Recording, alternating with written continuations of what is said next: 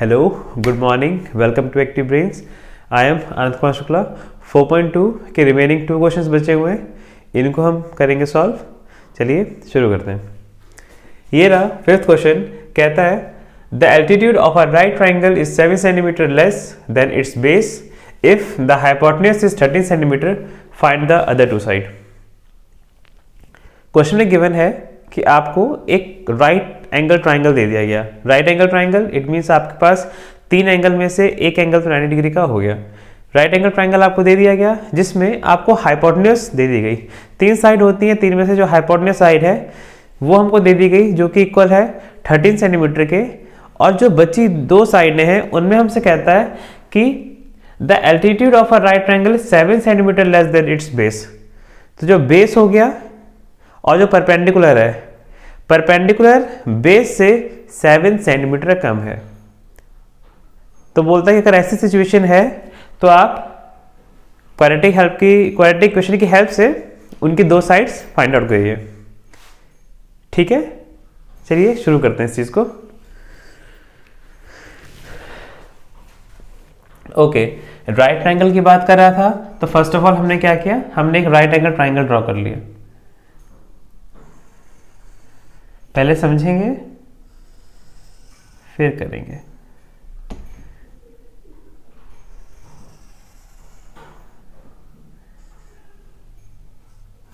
इस एंगल को मैं नाम दे देता हूं एंगल ए। ट्राइंगल एबीसी है, इसमें जो एंगल 90 डिग्री है वो बी पर है। अगर मैं आपसे बोलूं कि इस फिगर में हाइपोटेन्यूज कौन सा है, तो हम कह देंगे 90 डिग्री जो एंगल होता है उसके ठीक सामने वाली साइड हाइपोटेन्यूज होती है।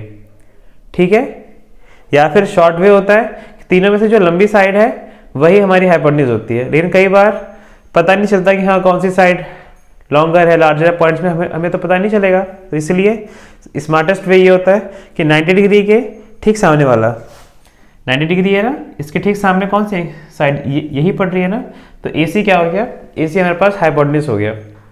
क्वेश्चन में आपको दे रहा है कि हाइपोटेन्यूज कितना है, 13 है, तो AC की तुम्हें वैल्यू कितनी दे रहा है, 13 सेंटीमीटर। कोई प्रॉब्लम तो नहीं है ना। आगे हमसे बोलता है कि जो एल्टीट्यूड है, एल्टीट्यूड का मतलब क्या हो गया, परपेंडिकुलर या फिर हाइट। तो कहता है जो एल्टीट्यूड है वो बेस से 7 सेंटीमीटर कम है। ठीक है, एल्टीट्यूड जो है वो बेस से 7 सेंटीमीटर कम है। यानी अगर मैं इसको x मान लूं, साइड CB को अगर मैं x मान लेता हूं, तो मुझसे कहता है कि जो AB है ये इससे 7 सेंटीमीटर लेस है, कम है, तो ये जितना भी होगा उससे 7 सेंटीमीटर कम ही हो जाएगा। तो अगर ये x है तो x में से 7 कम, यानी x माइनस 7 हो जाएगा ये। तो अगर ये x है तो AB यानी परपेंडिकुलर कितना हो जाएगा, x माइनस 7। गॉट इट और नॉट? आ गया ना। एल्टीट्यूड का मतलब क्या होता है, हाइट या फिर परपेंडिकुलर। अब क्या था, ये तीनों साइड हमारे पास आ गई। राइट ट्राइंगल की अगर बात कर रहा है और तीनों साइड तुम्हें दे रहा है, ठीक है, और आपको साइड निकालनी है, तो फिर क्या लगाओगे, पाइथागोरस थ्योरम। पाइथागोरस थ्योरम लगा देंगे। तो हम क्या बोल देंगे यहां से, लेट कर लो फर्स्ट ऑफ ऑल। तो लेट जो साइड हमारे जो बेस है, बेस को हमने x मान लिया, लेट बेस ऑफ अ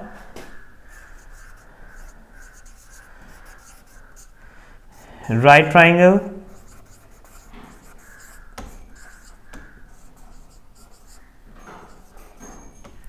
हमने बेस को x मान लिया, तो परपेंडिकुलर क्या हो जाएगा, क्वेश्चन में दे रहा है कि 7 सेंटीमीटर कम, यानी कि x माइनस 7। तो हम बोल देंगे देन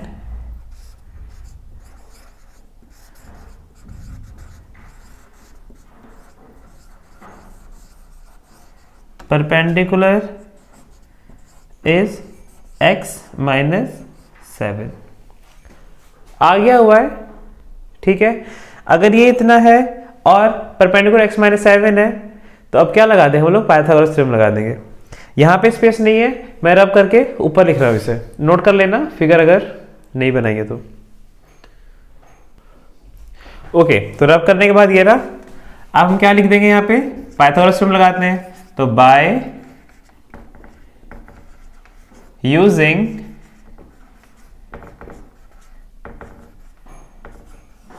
पाइथागोरस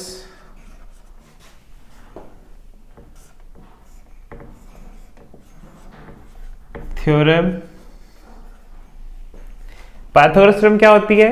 हाइपोटेन्यूज का square is equals to perpendicular square plus base square. कि भाई जो हमारा हाइपोटेन्यूज होगा, AC का जो स्क्वायर होगा वो इक्वल हो जाएगा बेस के स्क्वायर के प्लस उसके परपेंडिकुलर के स्क्वायर के। तो यहां से हम बोल देंगे कि हाइपोटेन्यूज स्क्वायर, हाइपोटेन्यूज आपका कितना है, इसका नाम AC है, तो हाइपोटेन्यूज का नाम हो जाएगा AC square is equals to base square, base कितना है CB या फिर BC, एक ही बात हो जाएगा, इसका स्क्वायर प्लस जो परपेंडिकुलर है यानी AB का स्क्वायर, यानी हम बोल देंगे यहां से AB का स्क्वायर।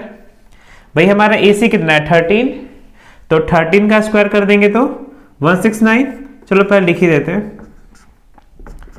BC कितना है X, तो x का स्क्वायर कर देंगे तो x स्क्वायर हो जाएगा प्लस AB कितना x माइनस 7, x माइनस 7 इसका स्क्वायर हो गया। 13 का स्क्वायर हम कितना हो जाएगा 169 is equals to x square plus a minus B का होल स्क्वायर लग जाएगा, तो a माइनस बी का whole square a square plus B square minus 2ab। तो यहां से बोल देंगे x square plus 49 minus 2ab यानी माइनस का 2a इंटू बी, तो 7 इंटू 14 14x हो गया। अब क्या था, तो ये हो जाएगा 169 is equals to x square plus x square gives you 2x square plus 49 minus 14x। देखिए coefficient of x square plus में होना चाहिए, ये यहां पे प्लस में ही है, तो हम इस टर्म को वहां राइट हैंड साइड की तरफ ले जाएंगे। ये लेफ्ट हैंड साइड से राइट हैंड साइड की ओर जाएगा तो अपना साइन चेंज कर देगा, यहां पे प्लस है तो राइट हैंड साइड पे जाएगा तो प्लस से निगेटिव हो जाएगा। तो यहां पे जब ये यहां से अभी यहां चला जाएगा तो यहां तो कुछ भी नहीं बचेगा, यानी यहां बच गया 0 is equals to 2x square. Quadratic question की जनरल इक्वेशन होती है x square plus b x minus c, तो इसके बाद x वाली टर्म आनी चाहिए, तो इसके बाद हम लोग ये लिख देते हैं, आगे पीछे लिख सकते हैं कोई भी फर्क नहीं पड़ेगा, बट क्या होता है एक पैटर्न में चीजें हो वो ज्यादा अच्छी लगती हैं। तो 2x square minus 14x and this 49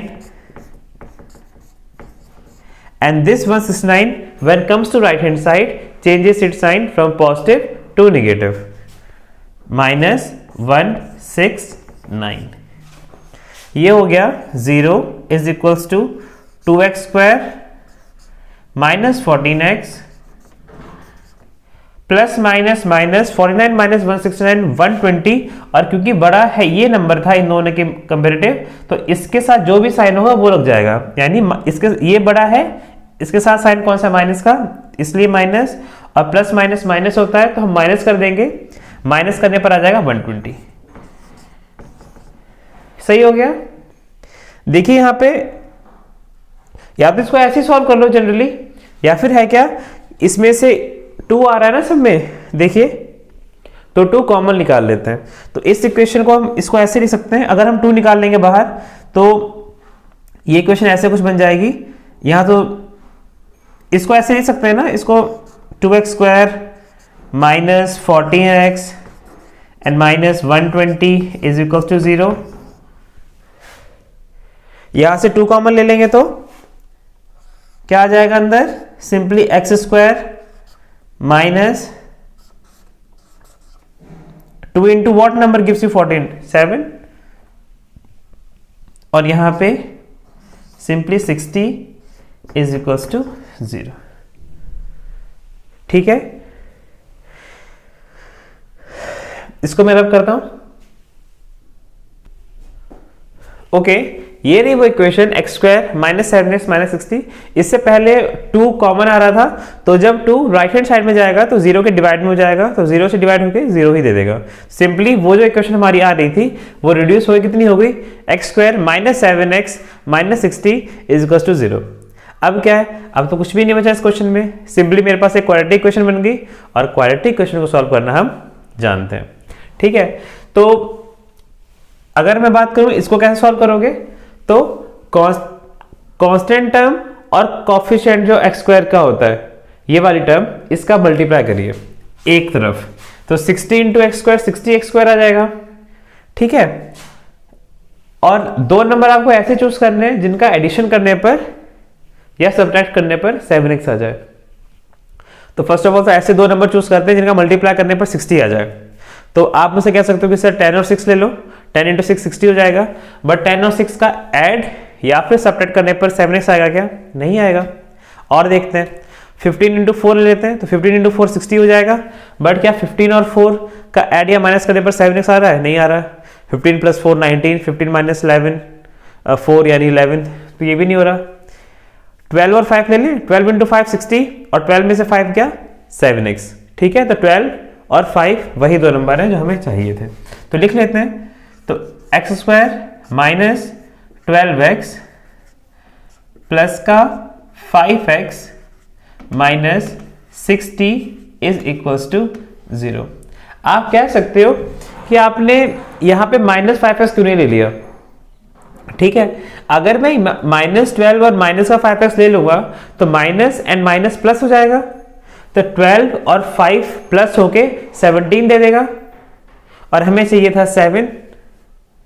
ठीक हो गया ना, इसीलिए यहां पे प्लस माइनस करने, प्लस माइनस माइनस होता है, प्लस माइनस माइनस, 12 में से 5 गया 7, और इन दोनों में बड़ा नंबर था 12, इसके साथ साइन माइनस का। गॉट हो रही है बातें। ठीक है, आप कह सकते हो कि अच्छा अगर ऐसा है तो आप 12 को प्लस में ले लीजिए, इसको माइनस ले लीजिए, प्लस माइनस तो माइनस ही होता है। तो मैं ये बोलूंगा आपसे कि बिल्कुल 12 प्लस माइनस माइनस ही होता है, बट यहाँ पे साइन क्योंकि माइनस का था इसलिए मैं यहाँ पे माइनस का 12 करूंगा। अगर मैं यहाँ पे प्लस का 12x और माइनस का 5x कर दूंगा तो प्लस माइनस माइनस 7x, और बड़ा ये था साइन प्लस का, तो ये आ जाता, बट आपको चाहिए कितना माइनस का 7x। ठीक है, इसलिए हमने यहाँ पे माइनस 12x और प्लस 5x किया है। होप समझ में आ गया होगा।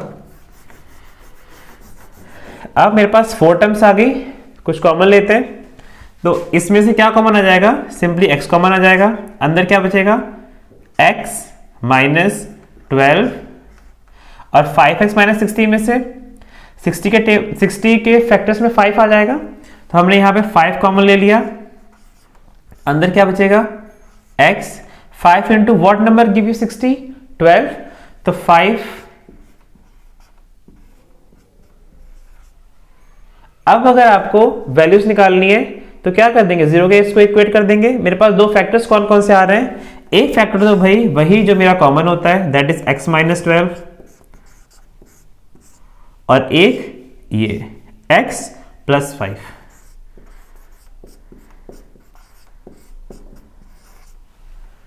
अब जब मैं इसको 0 के इक्वेट कर दूंगा तो फिर ये हो जाएगा मेरा x minus 12 is equals to 0 and x plus 5 is equals to 0।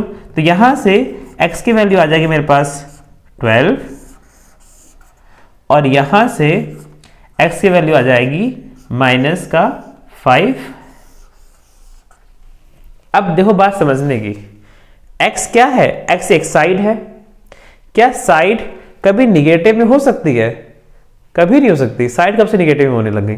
ठीक है, तो यानी ये जो वैल्यू आ रही है x की वैल्यू -5 की, ये क्या है, इसको आप निगलेक्ट कर दो, ये रॉन्ग है। ठीक है, तो आप यहां पे क्या लिख देंगे अपने उसमें कि इसकी वैल्यू को हम क्या कर देंगे, रिजेक्ट। तो एक्सेप्टेड वैल्यू कौन सी हो गई 12।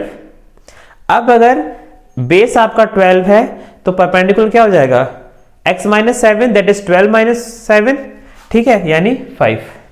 तो हम बोल देंगे x क्या है, बेस है यानी BC, तो हमारी BC की वैल्यू क्या आ गई 12, एंड जो AB है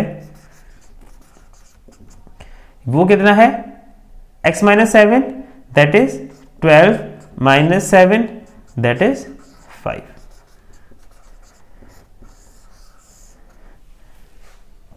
आई होप चीजें क्लियर हुई होंगी आपको। ये तो देखो तब है जब चीजें सब्जेक्टिव आ जाएं। मैं तो आपसे देखो राय दूंगा आपको कि कल कोई ऐसे क्वेश्चन अगर आते हैं और अगर देखो कोविड के केस बढ़ेंगे तो नो डाउट आपका पेपर ऑब्जेक्टिव हो जाएगा मैथ में। अगर ऑब्जेक्टिव हो रहा है तो ऐसे क्वेश्चंस तो चुटकियों में कर लो। कैसे? ट्रिपलेट पता होनी चाहिए, है ना। आपने देखा कि यार एक राइट ट्रायंगल बन रहा है, हाइपोटेन्यूज 13 है, तो 13 हाइपोटेन्यूज हो किस ट्रायंगल में, इसकी एक ही ट्रिपलेट बनती है 5, 12 और 13 की, है ना। ट्रिपलेट हमें पता है ना। ट्रिपलेट कौन कौन सी, जैसे 3, 4, 5 की बनती है, 5, 12, 13 की बनती है, 20, 21, 29 की बनती है, 40, 41, 49 की बन जाएगी। कुछ चीजें क्लियर हो रही हैं। तो यहाँ पे जैसे ही आपने देखा कि अच्छा ये x है, ये x माइनस 7 है, 13 है, तो एक ही ट्रिपलेट बनती है 5, 12 और 13 की। जैसे देखा अच्छा ये x माइनस 7 हो रहा है, अगर मैं इसको 12 रख देता हूँ तो 12 माइनस 7 दैट इज 5, तो 12, 5 और 13, तो सिंपली x की वैल्यू वहाँ पे 12 कर देते हैं आप। ये सॉल्व नहीं करना पड़ता अगर ऑब्जेक्टिव होता तो। अब बट यहाँ पे सब्जेक्टिव है तो सॉल्व करना पड़ेगा। चीज़ें हुई क्लियर। ये क्वेश्चन 2 मार्क्स में आएगा और ऐसे क्वेश्चन इंपॉर्टेंट रहते हैं। अब हम मूव करेंगे अपने नेक्स्ट क्वेश्चन की ओर। चलिए ओके, ये रहा 4.2 का लास्ट क्वेश्चन। क्या कहता है? कहता है एक कॉटेज इंडस्ट्री है produces a certain number of pottery articles in a day.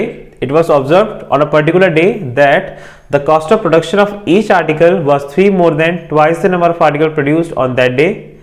If the total cost of production on that day was rupees 90, find the number of article produced and the cost of each article.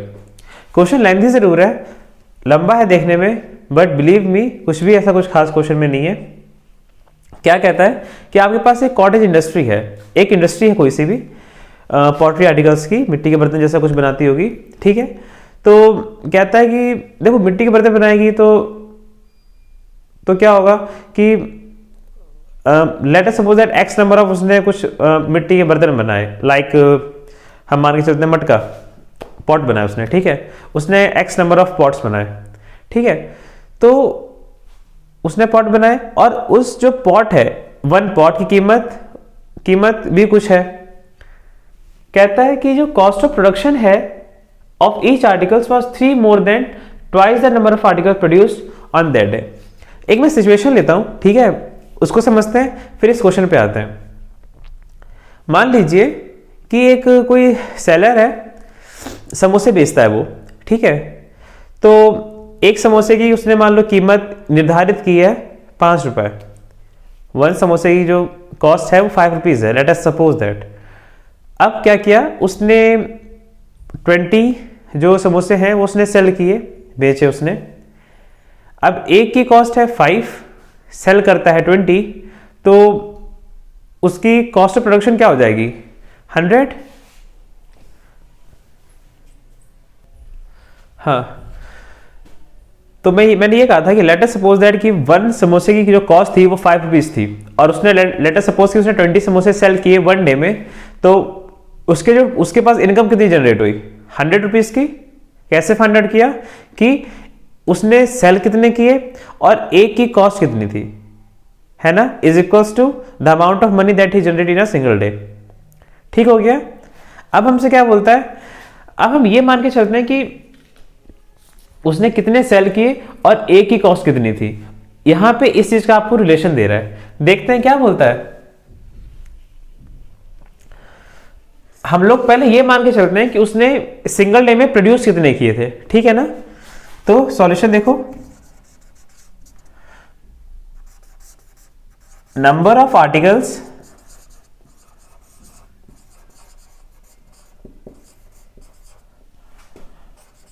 produced in a day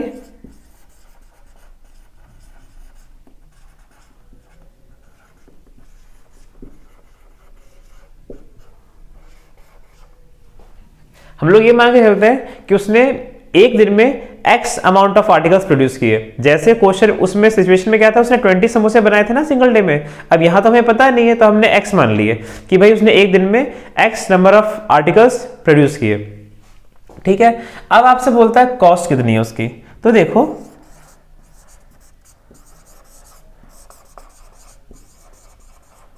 cost of production of article,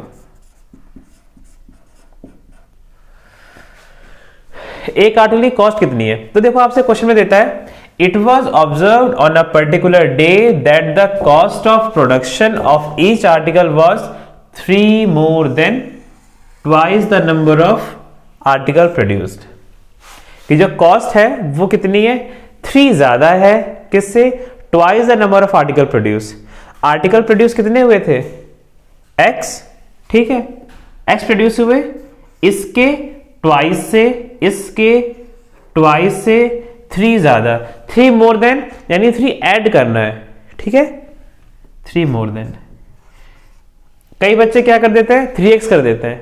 3 times नहीं बोल रहा है, 3 गुना नहीं कह रहा है, 3 ज्यादा है, 3 ज्यादा है।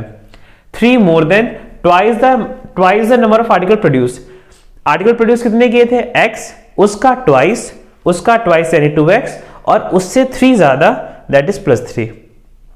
ठीक है, फिर कहता है कि एक दिन में जो उसकी अमाउंट था वो कितना जनरेट हुआ, 90 रुपीज का। ठीक है, तो 90 रुपीज सिचुएशन के अकॉर्डिंग कैसा था, समोसे की कीमत 5 रुपए थी। अगर उसने 20 समोसे जनरेट किए हैं तो फिर हमने वहां पे क्या किया था, 5 × 20 गिव्स यू 100। तो अकॉर्डिंग टू क्वेश्चन क्या हो जाएगा, उसने आर्टिकल्स कितने बनाए, x, और एक आर्टिकल की कीमत कितनी थी, 2x + 3, तो उसे कितना अमाउंट मिल गया, 90 का।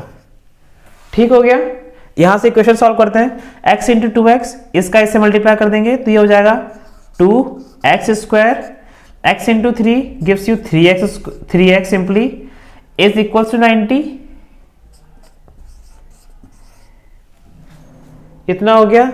अब इस 90 को अगर मैं इस तरफ ले आऊंगा तो ये मेरी इक्वेशन ऐसी हो जाएगी, मैं इस तरफ लिख रहा हूं तो ये इक्वेशन मेरी ऐसी हो जाएगी, 2x² + 3x - 90 is equals to 0।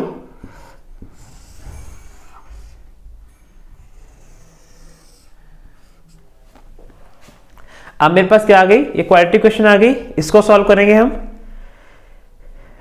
मैं ये चाहता हूं कि आप इस क्वाड्रेटिक क्वेश्चन को फर्स्ट ऑफ ऑल खुद सॉल्व करो, ठीक है, उसके बाद फिर मैं करता हूं। पॉज कर लो इस वीडियो को और थोड़ा सॉल्व कर लो। आई होप आपने पॉज किया होगा। अब इसको देखते हैं कैसे करते हैं। 2x² + 3x - 90, 90 × 2 gives you 180। अब आपको ऐसे दो नंबर चाहिए जिनका प्रोडक्ट 180 आ जाए और एडिशन और सब्ट्रैक्ट करने पर 3x आ जाए। कोई भी ले लोगे ऐसे। फैक्टर्स जब आप निकालोगे तो कुछ छोटे छोटे पास में कुछ नंबर्स लो, है ना, ताकि उनका सब्ट्रैक्शन या फिर एडिशन करने पर 3 आ जाए। एडिशन करने पर तो 3 आएगा नहीं, कैसे भी नहीं आएगा, तो माइनस करने पर ही 3 आ जाए, है ना। कौन कौन से लेने, देखो 90 × 2 लेते हो, बहुत डिफरेंस हो गया। 90 × 2 180 दे देगा, बट कभी भी 3 नहीं देगा। सिंपली क्या ले लोगे, 30 × 6 भी लोगे तब भी कुछ नहीं आने वाला, और कम कर लो उससे। 20 × 9 करोगे तब भी नहीं, 11 × 9 आएगा। 15 × 12 कर दो, 15 और 12 कर लोगे, 15 × 12 180, 15 - 12 3 आ जाएगा। तो यानी हमारे पास वो दो नंबर कौन कौन से आ गए, 15 और 12। आई होप आप कर लोगे। मैं इसको रब करता हूं, इसके आगे करता हूं क्वेश्चन ये। ओके, तो ये रही वो क्वेश्चन। हमने कौन से नंबर चूज किए थे, 15 और 12। इनका प्रोडक्ट 180 दे देगा और इनका सब्ट्रैक्शन आपको 3 दे देगा। इसके अलावा कोई भी नंबर चूज करोगे वो सिचुएशन को सेटिस्फाई नहीं करेगा। तो ऐसे लिख दीजिए इसको, 2x², और यहां पे मैंने क्या कहा था, जो बड़ा नंबर होगा वो पहले लिखा जाएगा, दैट इज 15 साइन प्लस का 15x और माइनस का 12x। माइनस इसलिए करना पड़ेगा क्योंकि हमें 3 चाहिए होगा। अगर मैं यहाँ पे प्लस कर दूंगा तो 15 और 12 प्लस करने पर तो 27 दे देगा, और आपको 3 चाहिए था, that is y minus and -90। देखो यहाँ जो साइन होता है ना, ये आपको सिचुएशन सेटिस्फाई करानी, उसके बेस पे आप लगाएंगे। यहाँ पे आप खुद सोच के कि हाँ यहाँ पे सेटिस्फाई करना चाहिए ना, इसीलिए खुद सोचे यहाँ पे प्लस कर दूंगा तो फिर 27 हो जाएगा प्लस का, और अगर मैं यहाँ पे प्लस कर दूं यहाँ पे माइनस कर दूं फिर -3x आ जाएगा, लेकिन मुझे प्लस का 3x चाहिए इसीलिए। अब यहाँ से तो कुछ कॉमन आ नहीं रहा भाई, तो यहाँ से सिर्फ सिंपली क्या कॉमन ले लेंगे, x कॉमन ले लो, अंदर क्या आ जाएगा, नंबर तो कुछ हुआ नहीं तो नंबर तो एज इट इज रहेगा, और यहाँ पे 2x थे, x स्क्वायर था ना, तो एक x चला गया बाहर तो सिर्फ एक ही x बचेगा। यहाँ पे 15x था, एक x चला गया बाहर, क्या बचा सिर्फ और सिर्फ 15। यहाँ पे देखिए माइनस यहाँ भी तो माइनस हमने कॉमन ले लिया, इसके अलावा 6 कॉमन आ जाएगा, तो 6 × 2 12 और x तो x ही रहा, और 6 × 15 गिव्स यू 90, तो प्लस माइनस माइनस, इसलिए यहां पे प्लस, खत्म। तो एक फैक्टर तो ये आ गए हमारे पास 2x + 15, 2x + 15, और एक आ गया x - 6।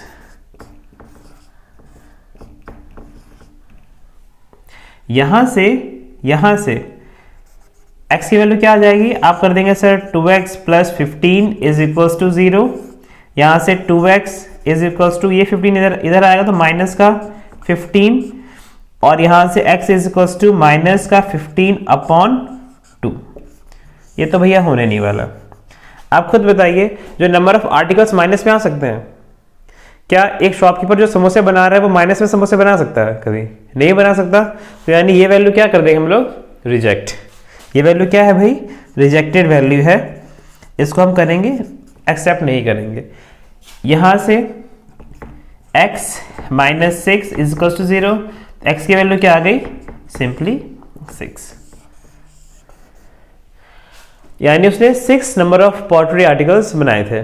अगर मैं बात करूं कि उनका कॉस्ट ऑफ प्रोडक्शन कितना था, तो वहां से क्वेश्चन में क्या आ रहा था कि जितने भी आर्टिकल्स बनाए हैं उसका डबल +3 है ना, 2x + 3 आ रहा था। क्वेश्चन में देखो कॉस्ट ऑफ प्रोडक्शन कितना था, 2x + 3 था।